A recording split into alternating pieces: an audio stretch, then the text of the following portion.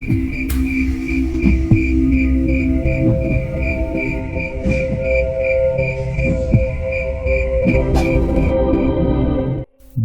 menancapkan keris itu ke tanah, bukan untuk menyembah, tapi untuk menodai. Dan bumi merespon, retak, meletup, menganga, seperti luka yang dibuka kembali. Asap belerang menyembur, membakar udara. Dari kejauhan, jeritan Lala terdengar lagi. Tapi itu bukan lagi Lala. Itu suara 1000 jiwa yang pernah dibakar, dicekik, digantung di akar pohon, atau dikubur hidup-hidup demi kuasa. Suara perempuan dan bayi yang dipersembahkan pada malam kemarau ratusan tahun lalu. Bayu berdiri tegak, matanya nyalang. Kalau kau tak mau menyerahkan darahmu, maka akan kuambil, katanya. Guntur berdiri di sampingnya. Kini sepenuhnya bukan Guntur. Tubuhnya diukir tato kuno yang bercahaya merah, dan tangannya menggenggam parang seperti beringin menggenggam akar, kuat tak tergoyah.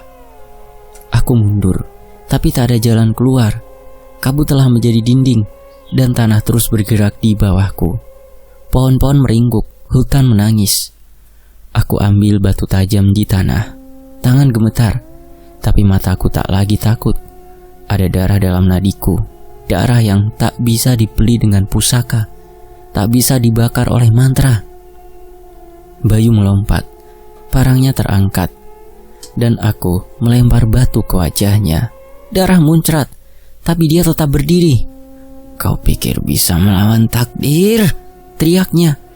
Gunung ini ditulis dengan darah, tak akan ditutup dengan doa. Guntur menyerang dari kiri. Aku berputar, sepatu terlepas, tangan tergores. Tapi aku berhasil menghindar. Jantungku meledak-ledak. Setiap langkah adalah tarian maut. Dan saat keris Kalar Ksapati mengarah padaku lagi, suara tawa Lala meledak dari bawah tanah. Eka! Seketika tanah pecah di bawah Bayu. Tubuhnya tersedot.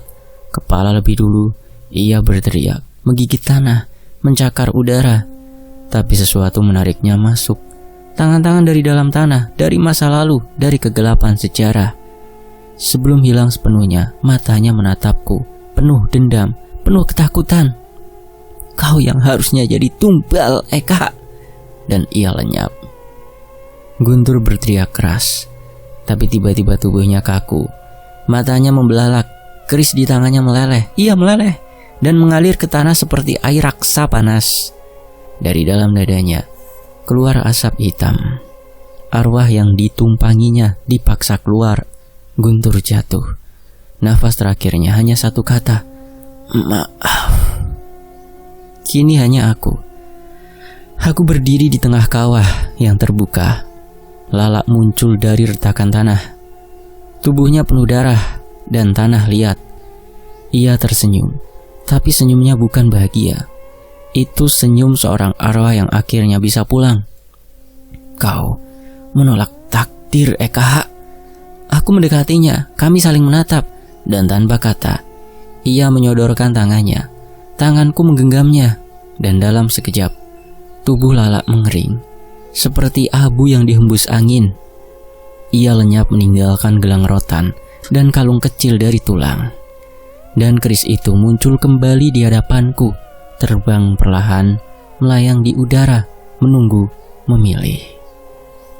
Aku genggam keris itu, dan saat ujungnya menyentuh telapak tanganku, aku tahu gunung ini tidak ingin darah. Ia ingin janji ditepati. Ia ingin yang ditinggalkan dikembalikan. Ia ingin agar yang dikutuk diakui. Maka aku tikamkan keris itu ke tanah. Satu kali, darahku menetes. Gunung gemetar. Kabut terpecah, arwah menangis, dan langit kembali biru.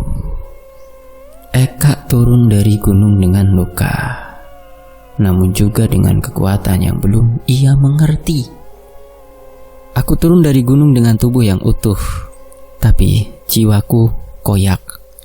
Langkah kakiku lambat, tidak hanya karena lelah, tapi karena bumi di bawahku seperti masih berdenyut. menyimpan gemuruh dari segala yang telah kami bangunkan. Setiap batu terasa seperti nisan, setiap pohon seperti saksi bisu yang tak ingin bicara. Aku satu-satunya yang kembali. Guntur mati, lalat lenyap. Bayu ditelan gunung, menjadi bagian dari kutukannya. Dan aku membawa sebuah keris yang tak mau ku lepas, seolah ia juga tak ingin pergi. Kala Reksapati kini membisu. Tak ada cahaya merah, tak ada suara, tapi aku bisa merasakannya. Dingin yang menjalar dari logam ke tulangku, menyusup dalam nafas dan mimpi. Di desa bawah kaki gunung, semua orang menatapku seperti makhluk asing. Seorang ibu menyentuh pundakku, lalu berbisik lirih. Gunung itu memilih mundur, hati-hati dengan hidup yang panjang. Aku hanya mengangguk. Kata-kata itu lebih menyeramkan dari kutukan manapun. Beberapa malam setelahnya, aku bermimpi. Tapi kali ini tak ada darah, tak ada suara jeritan. Hanya sosok wanita tua duduk di balai bambu. Wajahnya tak asing, tapi aku tak tahu siapa. Ia tersenyum dan berkata, "Pusaka bukan untuk kuasa, tapi untuk menjaga. Yang datang padamu bukan kehormatan, tapi tanggung jawab. Siap?" Aku tak sempat menjawab. Ia menghilang seperti kabut pagi. Dan saat terbangun, keris Kala Reksapati terletak di samping bantal, meskipun aku yakin menguncinya di dalam peti besi. Di ujung gagangnya ada bercak darah, masih segar. Aku tahu cerita ini belum berakhir. Aku tahu Gunung Angker tak tidur selamanya. Dan aku tahu warisan yang tertinggal bukanlah pusaka, tapi kematian yang tertunda. Karena setiap 7 windu, gerbang itu akan terbuka lagi, dan mereka akan memanggil namaku. 6 tahun kemudian, masih di kehidupan Eka Pertiwi. Rumahku terletak di pinggiran dusun, dekat sawah yang selalu becek saat musim hujan dan kering retak saat kemarau. Tapi meskipun sederhana, tak ada satupun maling berani menyentuh pagar bambunya. Karena semua orang tahu, di dalamnya ada keris yang pernah membangunkan gunung. Kala Reksapati kini kusimpan di dalam peti hitam, bukan karena aku takut orang lain mencurinya, tapi karena aku takut diriku sendiri yang akan menggunakannya. Putraku Arga kini sudah berumur 5 tahun. Matanya tak seperti anak kecil kebanyakan. Ada ketajaman dalam tatapannya. Seperti ia bisa melihat lebih dari apa yang tampak. Kadang ia bicara sendiri, kadang ia menunjuk arah gunung dan berkata, "Ibu, mereka masih di sana." Aku hanya diam. Kupeluk dia lebih erat. Karena aku tahu, darah dalam tubuhnya bukan darah biasa. Arga adalah keturunan pusaka, anak dari perempuan yang menolak menjadi tumbal, dan dari lelaki yang pernah disentuh roh prajurit tua. Suatu malam seseorang datang ke rumah, bukan warga desa, lelaki kota, berjas hitam, berkacamata, sopan, tapi tatapannya menghitung-hitung, seperti penaksir barang antik yang mencium aroma kematian. Namanya Pak Nugroho. Mengaku peneliti pusaka dan spiritual Jawa, membawa map penuh foto dan surat-surat. "Saya mendengar tentang keris itu, Bu Eka, dan saya yakin benda itu bukan milik pribadi. Itu warisan leluhur, harusnya jadi milik negara." Aku hanya tersenyum. Kalau benar milik bangsa, kenapa baru datang sekarang? Kenapa tidak datang saat keris itu meminta darah? Ia tercekat, tapi belum menyerah. Ia menatap Arga, lalu menoleh padaku lagi. "Kami bersedia membayar mahal, bahkan menyekolahkan anak ibu ke luar negeri gratis. Tapi tolong, izinkan kami mempelajari keris itu." Aku berdiri dan perlahan menutup pintu. "Pak, keris ini tak butuh dipelajari, ia butuh dijaga. Kalau Bapak memaksakan, bisa-bisa bukan saya yang menyambut kunjungan Bapak berikutnya, tapi sesuatu yang tak ingin dikenal manusia." Dan sebelum pintu tertutup rapat, aku melihat sorot matanya berubah. Tak ada lagi sopan, hanya tamak di mata Pak Nugroho. Beberapa jam setelahnya, aku mendengar suara pintu peti dibuka sendiri. Tak ada angin, tak ada gempa, tapi aku tahu keris itu gelisah. Arga berdiri di dekatnya, matanya putih semua. "Bunda, mereka datang lagi. Mereka mau kerisnya, tapi mereka nggak tahu kerisnya mau siapa." Aku menjerit, memeluk tubuh mungil itu.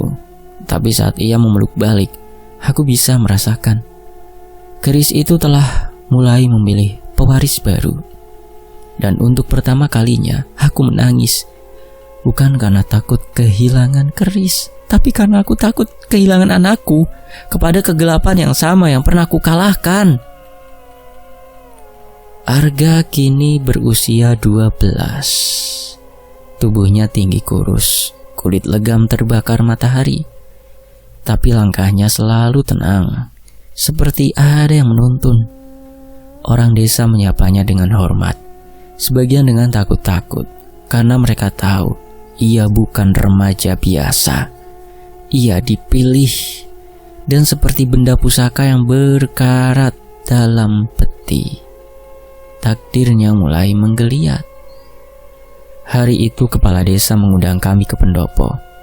"Bu Eka, maaf sebelumnya. Ada tamu dari luar, mau bertemu langsung dengan sampean dan Arga. Katanya ini tentang pengembangan wilayah wisata spiritual Gunung Angker." Aku menoleh cepat.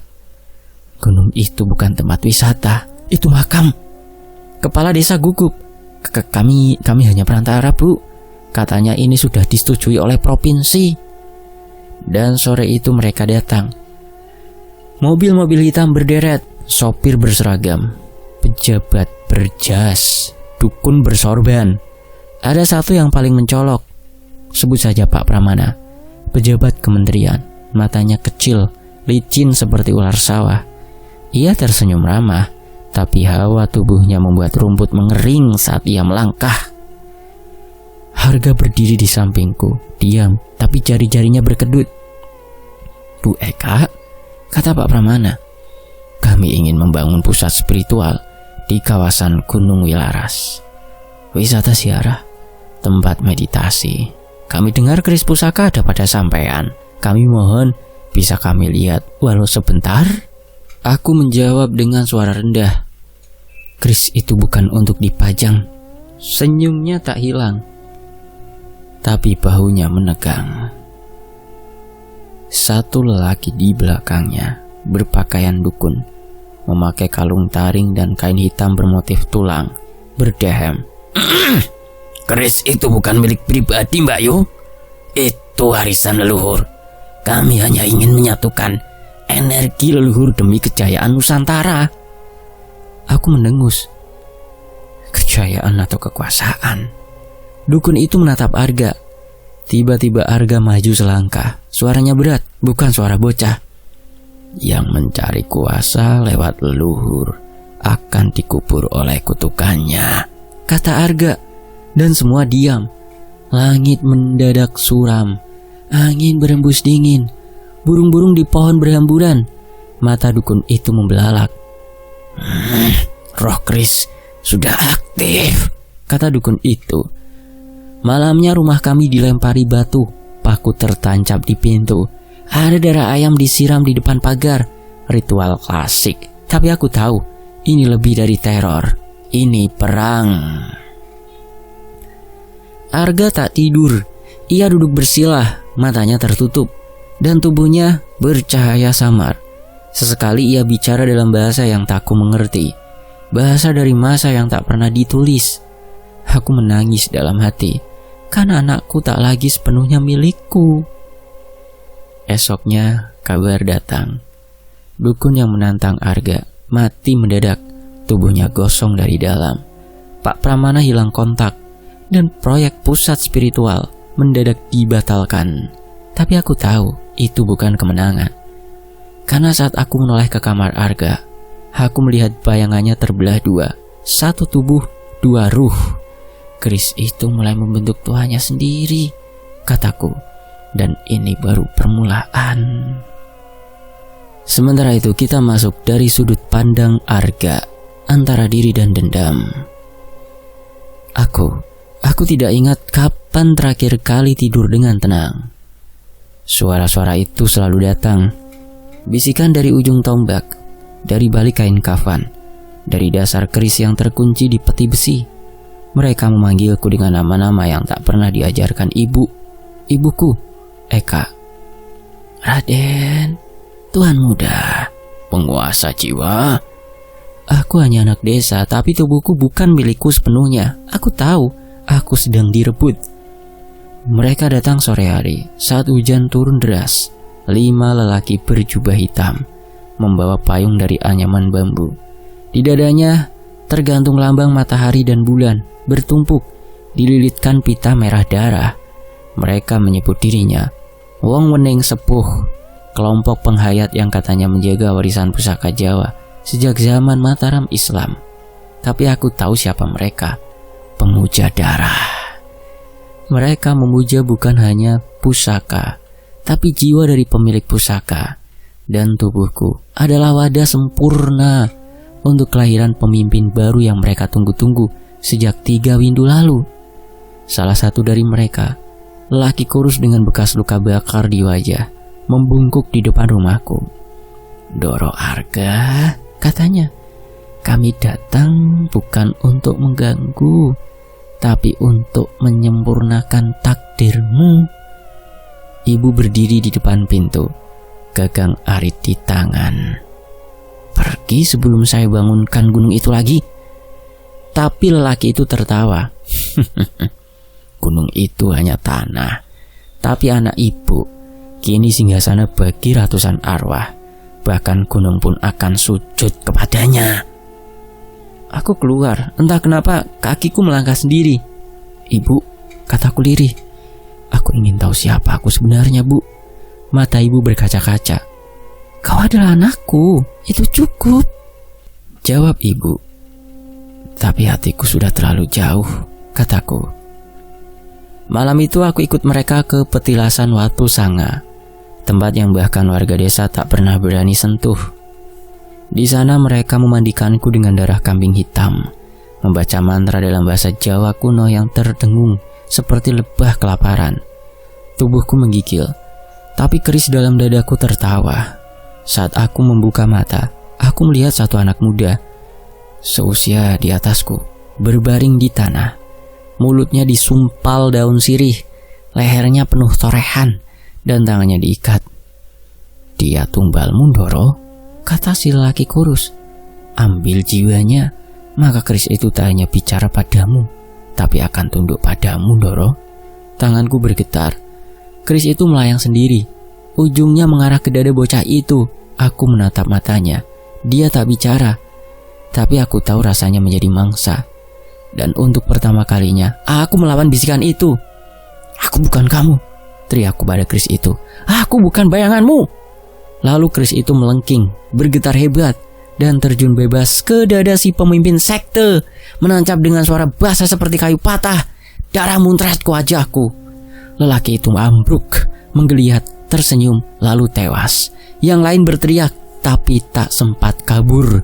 Api dari tanah muncul, membakar mereka hidup-hidup. Jeritan demi jeritan memenuhi malam. Tapi aku hanya duduk, memeluk tubuhku sendiri. Aku menangis, karena aku tahu aku menang kali ini. Tapi dalam dadaku, keris itu makin berakar.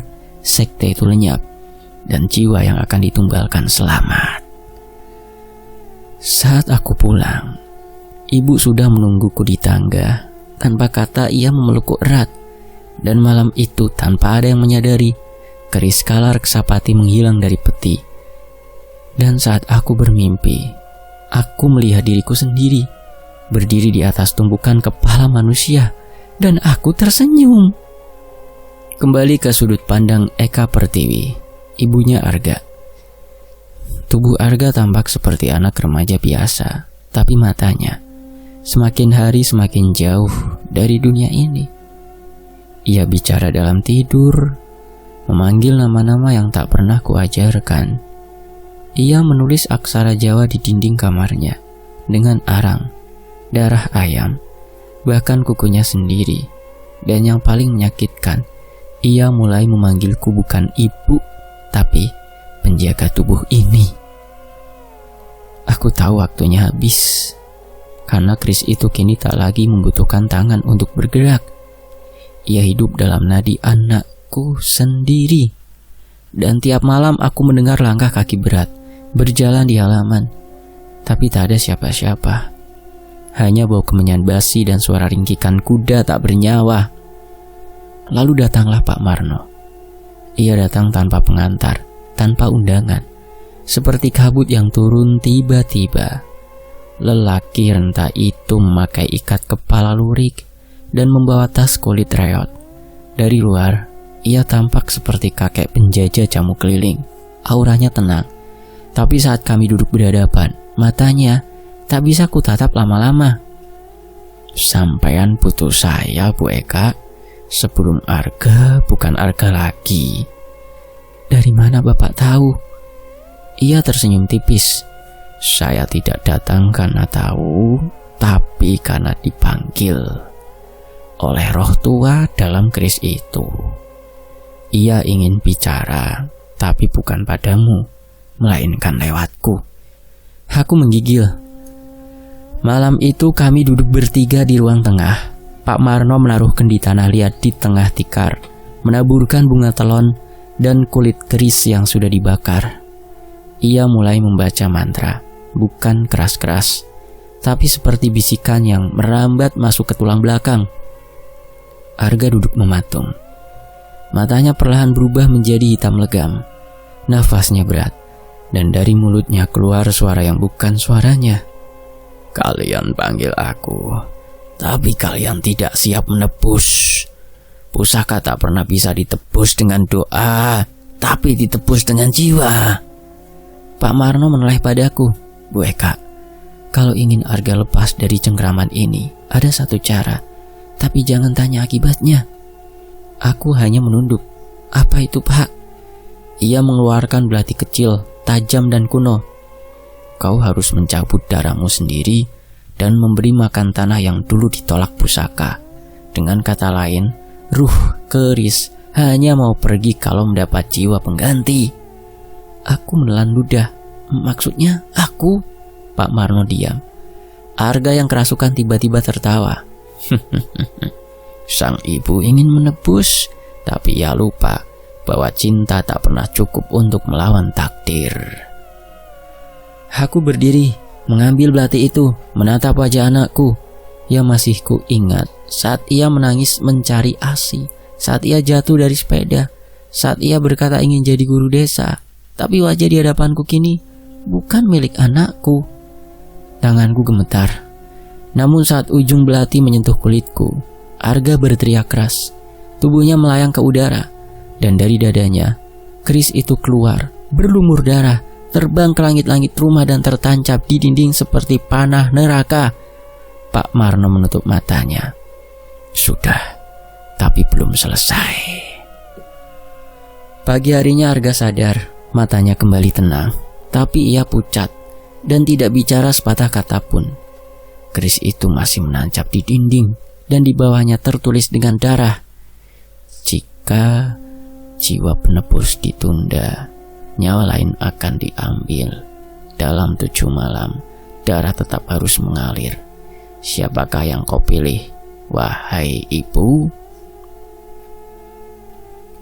Hari pertama setelah malam itu, rumah kami jadi lebih sunyi dari kematian. Arga duduk di sudut kamar, menatap lantai seperti sedang membaca takdir yang terukir di tanah. Ia tak makan, tak bicara. Matanya cekung, tubuhnya menyusut, seperti keris itu masih menghisap sisa hidupnya sedikit demi sedikit. Dan setiap malam, kalimat itu kembali tertulis di dinding dengan darah segar. "Tumbal penebusan belum dipilih, jiwa harus dibayar." Aku mulai mimpi buruk. Dalam tidurku aku melihat semua tetangga datang ke rumah membawa lilin dan menatapku tanpa mata. Mereka menyanyikan tembang Jawa lirih. "Wong sing ora ngurbanake bakal dikorbanake." Dan dari kegelapan lorong rumah, suamiku yang sudah lama mati muncul, Wajahnya hancur, dadanya berlubang. Ia berkata, "Jangan jadikan Arga seperti aku. Pilih sebelum semuanya musnah." Hari ketiga, Pak Marno datang lagi. Wajahnya lebih tua dari 2 hari lalu. Seakan waktu pun takut pada keris itu. "Saya sudah bilang, Ibu, kalau tidak memilih, keris itu akan memilih sendiri. Dan biasanya ia tak akan pilih orang yang siap, tapi yang paling dicintai." Hatiku retak. Apa tak ada jalan lain, Pak? Kalau ada, saya tidak akan menawarkan darah. Saya cuma penyaksi tradisi, bukan pencipta takdir. Hari keempat, keris itu mulai mengganggu orang luar. Pak RW tiba-tiba kerasukan saat lewat depan rumah. Ia menjerit lalu menggigit lidahnya sendiri. Saat warga datang menolong, mulutnya hanya bisa berucap, "Tumbal, tumbal, tumbal." Lalu pingsan. Hari kelima, anak kecil tetangga jatuh dari tangga tanpa alasan. Lalu kucing-kucing kampung mati berjejer di depan pagar. Lehernya robek seperti disembelih. Hari keenam, rumah ini tak lagi rumah. Lampu padam tiap malam. Ayam-ayam tak berkokok. Dapur bau bangkai. Dan setiap aku masuk kamar Arga, aku mendengar suara perempuan tua menyanyikan tembang Jawa dari dalam tubuh anakku. Dan kini malam ke-7. Aku duduk di depan peti keris. Di sebelahku Pak Marno. Di luar langit murka. Angin membawa bau bunga melati busuk dan tanah basah. "Kau harus pilih sekarang," bisik Pak Marno.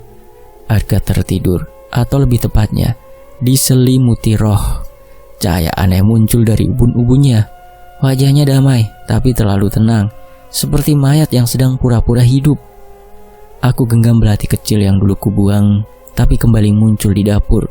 Di pisau itu namaku terukir samar. Tanganku gemetar, hatiku menjerit, lalu buar. Tiba-tiba suara ledakan dari luar. Kami semua tersentak. Warga berlarian menuju rumah. Bu Eka, tolong keluar, Bu." Aku keluar. Dan saat aku tiba di halaman, aku lihat tubuh adikku, Rini, tergeletak di tanah. Tubuhnya hangus, matanya terbuka memandang langit. Di lehernya, kalung peninggalan almarhum bapakku yang dulu dikubur bersama keris pusaka. Rini menjadi tumbal yang dipilih keris. Bukan aku, bukan Arga, tapi seseorang yang selalu dekat dan sangat aku cintai. Betul kata Pak Marno. Karena keris tak pernah memilih yang kuat. Ia memilih yang akan paling menghancurkan kita. Kematian Rini malah membuka segel baru. Roh keris mulai mengambil wujud fisik. Dan Arga mulai bermimpi menjadi leluhur yang dahulu menciptakan keris itu lewat darah ribuan nyawa. Darah Rini belum mengering saat tanah mulai bergetar. Tak ada yang bicara malam itu. Warga berdiri mematung di pekarangan. Wajah-wajah pucat, tubuh gemetar, tapi kaki seperti tertancap akar tak terlihat. Mereka menyaksikan hal yang tak bisa dijelaskan manusia, hanya bisa ditangisi. Dari tubuh Rini yang terbujur kaku, tumbuh akar-akar merah. Bukan akar biasa, tapi seperti pembuluh darah raksasa yang menjalar dari perutnya, menjulur ke tanah lalu membentuk lingkaran aneh di atas tanah becek. Pak Marno berseru, "Bu Eka, masuk, segera!" Tapi aku terlalu lemas untuk lari. Lututku tak sanggup menopang. Aku hanya bisa menyaksikan saat tubuh Rini meledak. Brak! Darah menyembur seperti air mancur merah tua, menciprati wajahku, membasahi rambutku. Dagingnya terbudai, tulang-tulangnya mencuat keluar dengan bunyi patahan kering. Krak! Jantungnya melayang di udara beberapa detik sebelum hancur jadi debu dihembus angin malam. Di tengah kubangan darah itulah sosok itu lahir. Setinggi hampir 2 meter, tubuhnya manusia, tapi kulitnya seperti logam yang terbakar. Wajahnya tanpa mata, hanya rongga hitam yang terus mengeluarkan asap di dadanya. Keris itu tertancap, menyatu dengan dagingnya. "Akulah wujud lama yang kau pendam, Arga." Suaranya bergema dalam kepalaku, dan dalam dada Arga yang kini menjerit. Tubuhnya menggeliat seperti dirasuki ribuan ular. Pak Marno berdiri di depanku, tubuhnya gemetar, tapi ia membuka tas kulitnya, mengeluarkan satu benda, paku emas, berukir aksara Jawa kuno. Kalau sosok itu tak dibungkam sekarang, ia akan mulai memangsa satu persatu. Ia akan beranak bukan dengan perempuan, tapi dengan darah manusia. Setiap darah yang tumpah akan melahirkan sosok baru seperti dia. Aku menatap Arga, matanya berdarah, lidahnya menjulur panjang, tubuhnya mencakar lantai. Aku adalah penerus. Aku adalah Tuhan dari pusaka. Lalu Pak Marno mengucapkan doa dan menancapkan paku emas itu ke tanah. Tanah bergetar dan sosok keris hidup itu tertawa, lalu menyerbu warga di pekarangan. Satu anak remaja disambar. Tubuhnya hancur dalam sekejap. Isi perutnya terhampur ke tanah seperti umpan ikan. Ibunya menjerit histeris, mencoba meluk jasad anaknya yang sudah tak utuh. Tapi sosok itu menyentuh kepalanya, dan kepalanya meledak seperti semangka dipukul godam. Pekarangan jadi lautan darah. Warga lari tunggang langgang. Namun suara tawa dari entitas itu menggema ke segala penjuru desa. Tumbal satu bukan cukup. Kutukan ini beranak. Kutukan ini sudah mengandung. Dalam 7 darah berikutnya, aku akan sempurna. Aku akan abadi. Aku memeluk Arga. Tubuhnya demam tinggi. Tapi saat ku tatap matanya, aku lihat bukan hanya anakku, tapi seorang dari masa lalu. Seorang pangeran tua bersorban merah, tangan berlumur darah, tertawa sambil menari di atas altar penuh tengkorak. Kak, suara Pak Marno lirih. Kita tak bisa menyelamatkan Arga sepenuhnya. Kita hanya bisa menghentikan warisan dalam darahnya. Aku menatapnya tajam. Apa maksudnya, Pak? Dia menunjuk keris yang kini berdiri sendiri di tanah, menusuk seorang bayi kambing yang baru lahir di halaman warga. Darah mengalir. Sosok kedua mulai muncul dari darah itu. Kita harus membunuh Arga sebelum kutukan itu berkembang jadi generasi selanjutnya, karena segel telah terbuka. Selesai. Eka dihadapkan pada pilihan tragis yang hanya bisa dijawab oleh cinta seorang ibu atau dendam seorang istri yang ditinggal mati karena pusaka. Benar-benar pusaka membawa petaka ini. Demikianlah sebuah hiburan misteri yang Fakta Sejarah berikan untuk teman-teman. Semoga terhibur. Selamat hari Selasa. Semoga pada lancar semua kegiatannya hari ini ya. Fakta Sejarah pamit, sampai jumpa di bagian berikutnya. Demikianlah Tumbal Pusaka Gunung Wilaras bagian kedua. Fakta Sejarah pamit. Wassalamualaikum.